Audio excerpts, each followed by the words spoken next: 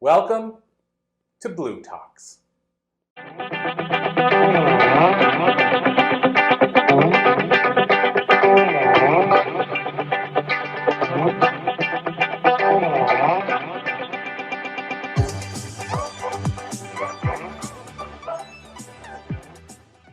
All right, thanks everybody for being here. It's the first time I've been on a stage, so I'm a little bit nervous. Anyway, so I have a question for you. Get right to it, right? Do you have a food that you react to? Maybe you get a little bit bloated or other kind of digestive issues, or maybe you get a little bit of brain fog or a little swelling in the knee or something like that. Anybody have them? Yeah, me too. So, if you went to a friend's house and they spent all day making this fabulous dessert for you, and it contains that food, do you eat it? Or do you find a way to politely say no, thank you, or explain your allergies? So who would eat it? Yeah, right? Yeah, me too. Not anymore though. So what if I told you that eating that, even though you know that is an issue for you, can be causing some drastic effects in your health, right? Food intolerances are actually one of the triggers to autoimmune disease. And so when we allow to keep eating those food triggers, that things that bother us like that, then we're opening the gates to something called leaky gut. Has anybody heard of leaky gut? Yeah.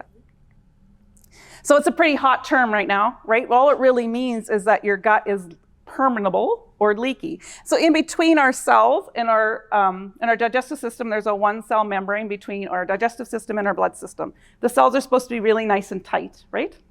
But what happens when we eat a food that bothers us, we're under extra stress, certain medications, it causes some inflammation either between the joints or allows those joints to somehow open.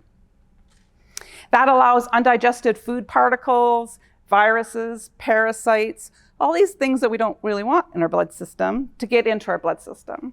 Then our immune system has to kick in, right? Clean out the matter, throw it through our filtration system of our body, and hopefully filter it out of our body. But if every day we keep eating that food that triggers the opening of these gaps, such as gluten, then we're continuing to bombard. We keep opening the gate. As I was to think of it as like if you, in the castle, right? And all the movies about castles and they open the gate and the riffraff all come in, right? We're opening the gate and allowing the riffraff to come into our blood system, right? It's the same kind of thing. So there's something about gluten that is unique compared to other foods. One, it's harder to heal from it because every single person that eats gluten every single time is going to release something called zonulin. And zonulin goes into these gaps, creates inflammation, and allows that to open. Now, that doesn't mean everybody needs to avoid gluten, because there's actually health problems with going gluten-free too. But if that is keeping the gate open too long for you and bombarding your immune system all the time, then you're going to have problems, right? Because our body can't keep up to it. I have to talk, the other analogy is, you get a little country girl like me coming to the city, and she's driving to find this place, and she's driving, and then she makes a turn, and then Google says, correction, make a U-turn, right? I was doing good, but now I'm lost, right? What happens, right? The anxiety goes up, the stress comes up. Same thing with our immune system. When it's always being bombarded, one tiny little thing can just throw you for a loop, right? You were doing good until, right? Because you're already at that saturation level. It's like a water dripping in a bucket, right? If it keeps coming, the bucket never gets emptied, right? It's the same thing with our whole body. Is always under stress like that, it's going to start creating a lot of problems, not just with our digestion, but throughout the rest of our body as well, right?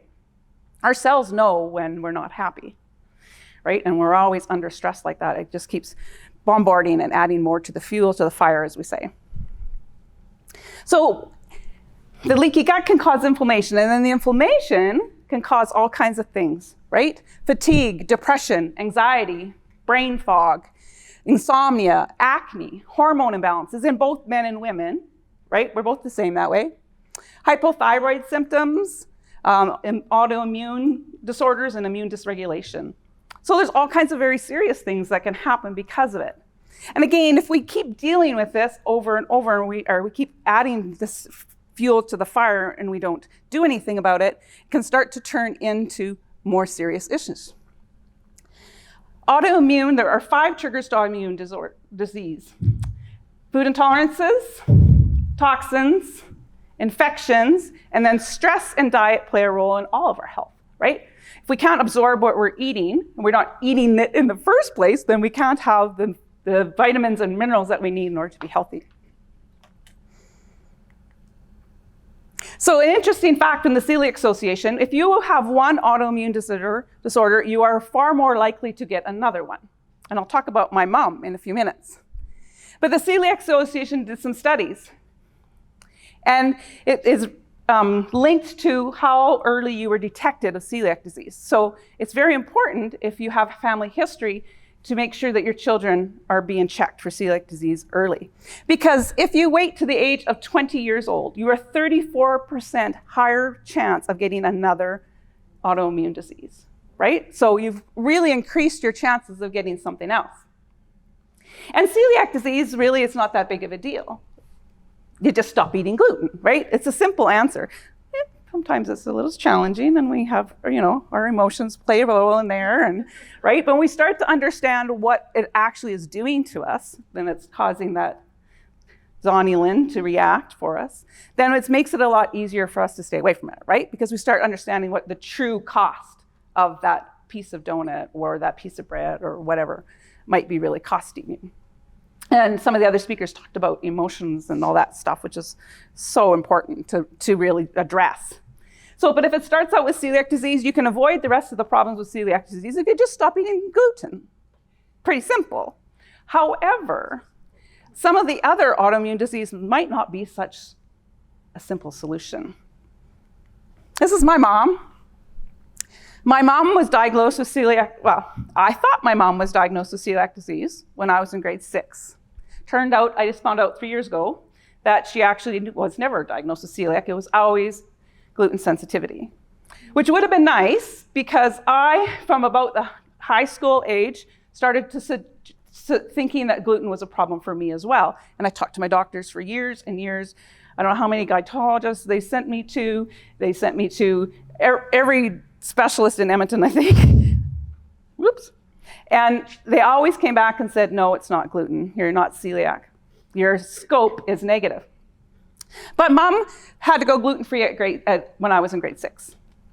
And then Mom got fibromyalgia. And then she got arthritis. Then she got Raynaud's disease. I don't know if anybody knows what that's not very fun.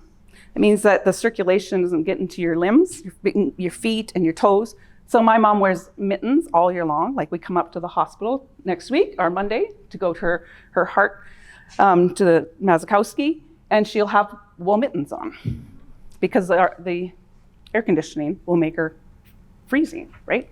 And they'll bring her a nice warm blanket, and she gets all the wonderful care that way, though. But Mom also has something called scleroderma. Scleroderma is pretty rare, so has anybody ever heard of it? Yeah, it's not something most people have heard of, but thank goodness it's rare. But scleroderma is basically a tightening of the skin. So at first, Mom's, she has, if you could blow up her face, you would see she has beautiful, no wrinkles like me, underneath her eyes, right? And around her mouth. She doesn't have those wrinkles. Well, that was okay, maybe, right? But then it started to tighten her ankles and around her fingers. Then her arthritis got bad, so now her fingers can't bend because of the arthritis. They can't bend because the skin is so tight, right? So her hands hurt all the time. And then now, in the last 2 months, my mom has had to go on oxygen because something is causing her heart to not quite work right, or her lungs to not quite work right, or the two to not work right together. And they've looked at everything else, and they think that the only logical explanation is that the skin inside of her lungs or her heart is starting to tighten up as well. So now my mom can't garden. She can't drive, right? She's still at home and she talks to all her friends every day. But that's not the same as being able to get out and move, which only just 3 months ago she could do. So it's important that we deal with it. My point, of course, is that we try to deal with it as early as possible, right? And dealing with these minor things that are happening with our digestion, if we correct that microbiome and close that leaky gut up so we don't keep continuing to cause more damage to our health, then we can hopefully stop these kinds of things from happening. My daughter is starting to show some of those things as well. And so, as her mom, they don't listen to moms very much. You know how that works, right? I need to find a different health coach for her to work with, probably. But it's important that she starts to really understand what's going on, right? Because we want to prevent her from going down the same path as mom. So I'm going to tell you about my doctor. Guess what I think of him? He's a real jack. Anyway, I went to many of them, so I don't know which way I'd put whose name to put on here, because I had lots of them. But when I was finally diagnosed with IBS, he told me that there's nothing I could do because I cycled from constipation to diarrhea. So I wouldn't have a bowel movement for over a week, and then all of a sudden it wouldn't stop, right? And so I'd have 4 or 5 days, and of course I had a whole week in there that had to come out somehow, I guess, right? And so because I cycled from both, he said it was all in my head and it's all my goddamn imagination. So he sent me home. He told me to figure out what food was causing the IBS, what was triggering my IBS. But it ain't gluten, because you ain't celiac. So don't stop eating wheat, because wheat is good for you. So I was never diagnosed with celiac. My mom was never diagnosed with celiac. And my daughter is allergic to wheat. Her test came back as a wheat allergy. So the likelihood of mom and I most likely having a wheat allergy is probably pretty good, right? But 30 years I fought with these people. And then finally, Andrea got sick. It's my beautiful daughter. At about the right size, age. She was in grade 6. She started getting so sick, she lost 75% of her school year. She would, every day, she would have such cramps. At first, they blamed it on, she's getting her period because she's a little young. But okay, that happens, right? Oh, yeah, she's just getting her period, Well, 4 freaking years later, she doesn't get her period. Maybe we should start looking at something else, right? So our doctor didn't want to do a scope. To get celiac diagnosis in Canada, it is a scope. It means you have to put a camera down, take a clip, right? They analyze that clip to see if the villi are cut off or broken or whatever. And they didn't want to put Andrea through that because she was so young, and she just had a panic attack every time I took her for a blood test. So our doctor suggested we just go gluten-free. So, no problem. I know what gluten is. Mom's been gluten-free for 30 years, right? We can do this. This is easy. Well, I was pretty wrong. I was very wrong. Mom did not realize that gluten was hiding in her soup base. She used to use mushroom soup or celery soup in all her casserole dishes. She'd add some bouillon, right, to add some flavor to things. She'd add a certain spice mix. And we didn't realize back then, didn't have to be identified on the label then, that it was in everything. It would take me hours to go grocery shopping because I'd be on my smartphone the whole time. Thank God for my new fancy little Apple iPhone, right? And it would take me an hour to buy a can of soup. Well, when I went gluten-free, then Mom finally, after 30 years, was finally gluten-free. And her health then followed along with that, right? Because she used to cheat every once in a while because, well, she was sick anyway, right? Because she was still getting gluten. What other health issue do we have that we have a verb to describe it, right? Gluten, got gluten. So 30 years I fought with them. Finally, we went gluten-free. For me, 4 to 5 days, and it was like a whole new woman. I couldn't believe that I'd waited 30 years, right, to just do it and follow my own instinct, right?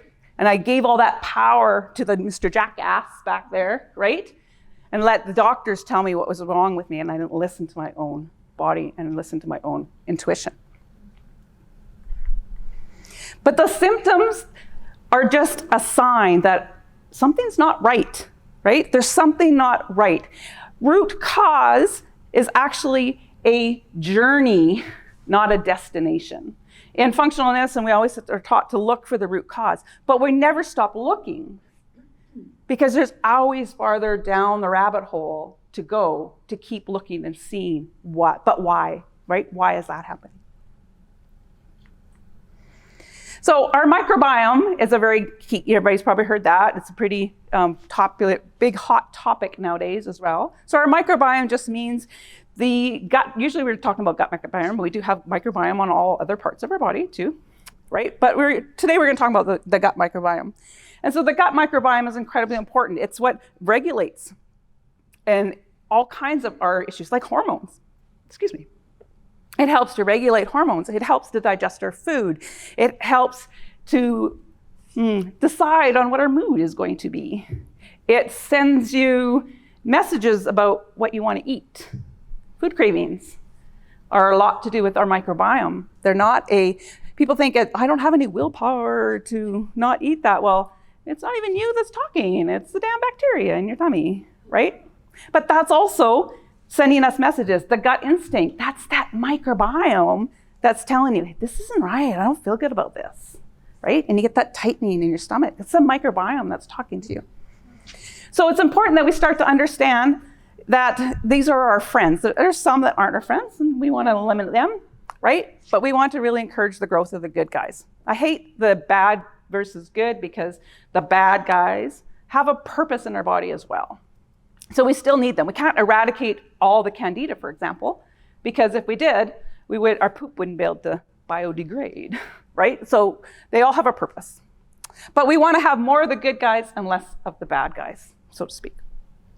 So we need to start thinking about how we can protect and nurture them, right? What are we doing that will affect them? And how will that affect them? And then how can we help them live as healthy, happy life as possible, right? Does anybody have houseplants? Yeah, right? So you can't feed all your houseplants the same food, the same amount of water, the same amount of sunshine, right? They're all different. So these are living, breathing creatures as well. It only makes sense that they aren't going to want all the same food. They don't all like the same environment to grow in, right? So we need to start to understand what the environment, the ones that we want to thrive, need, versus the ones that we don't want, right? So when I discovered functional medicine, I started to understand that I had a really wicked candida overgrowth, and we'll get to that in a minute when I start telling you my auntie's story. When I went to school to become a health coach, I thought I would help people with food elimination diets, because that's what I understood, right? We had all these food eliminations that we had to do, and I had IBS for all these years, and so I knew how the struggle was, right? And I could identify with people. But I very quickly realized that we can't just stop eating them and hope that our body will heal. We have to take an active role in healing that, right? And Dr. Mark Hyman had said that there was the triggers to autoimmune, right? One of them was infections. And in our gut, we have 4 types of gut infections. One is fungal, such as something like candida, such as SIBO, which is small intestinal bacteria overgrowth, which means that the good bacteria that's supposed to be in our colon has now migrated and decided it likes it better in the small intestine, and that's where it's living. It's not, but it's supposed to be there. There should be some, yes, but majority of that is supposed to be in our colon. And so that's also now going to be creating all kinds of issues with the imbalance in the microbiome. It's going to create biofilms that they can hide on. The parasites can hide behind these biofilms, right? And it creates things like depression and anxiety, all kinds of stuff like that very first list that we've seen. Parasites is another one. Most people understand that. But we think that because we live in North America, that we don't have parasites. Yes, it's not as common to have serious parasite problems, but parasites exist here as well. And then H. pylori, which I won't get into too much today, but that's more of a stomach thing. So when I went gluten-free, though, I lost 35 pounds or 35 pounds when I first originally went gluten-free because I didn't know where anything was. So I just made everything from scratch, right? Well, then I started finding out that Lay's potato chips are gluten-free. And then, this brand makes a really good gluten-free cinnamon bun. And there's this amazing bakery in Edmonton that makes these fabulous things, right? And guess what happened? Gained it all back plus more. I got to about just under 199 pounds, right?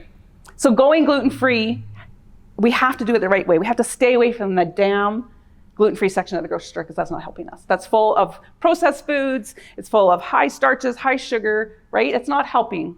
We just need to get back to nature and eat natural things.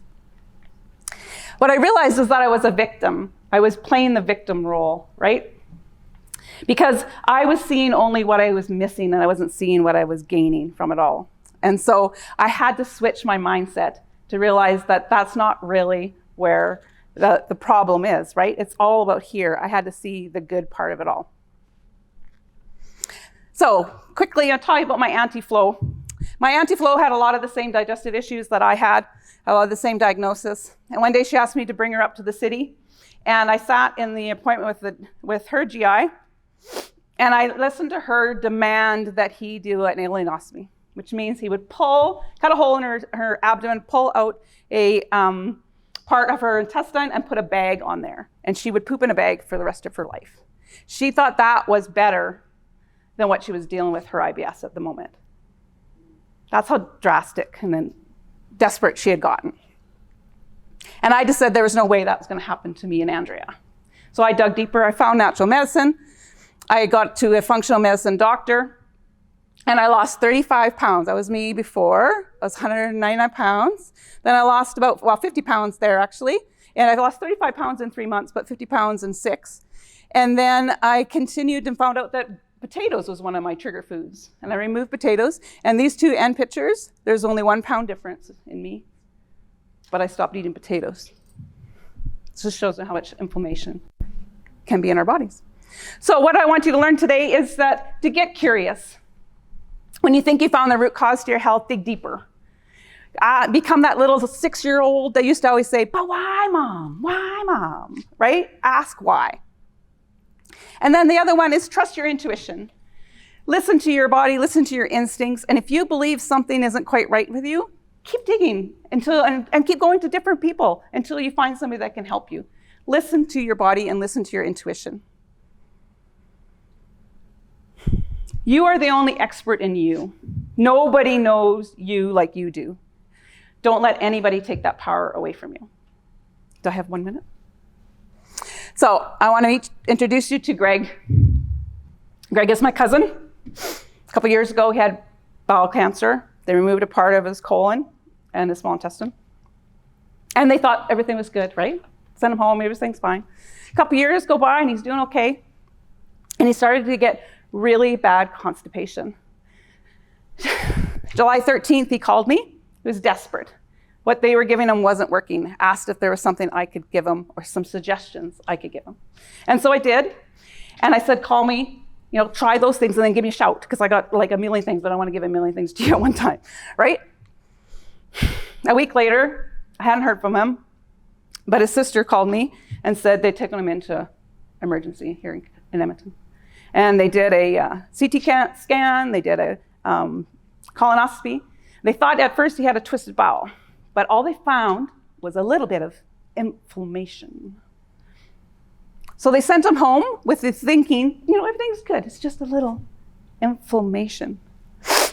July 19th, a couple weeks ago, I got home from holidays and I got a phone call that Greg had died. They had rushed him in and did emergency surgery, but his bowel burst. Greg has a 12-year-old boy who he fought to have custody of. And now we don't even know who will have legal custody of him. Will he have to go back to his mom, or will my cousin and her dad be able to help raise him? So don't wait. Your health is important. We only have one body to live in, right? We need to take care of the body, mind, and spirit. We've heard that already today. And just don't wait, do it now. Thank you. So I do have a free download that you're welcome to. Just a few simple tips that you can start right away. They can apply right this week. So give me a shout. Go onto my website and download it if it's an interest to you.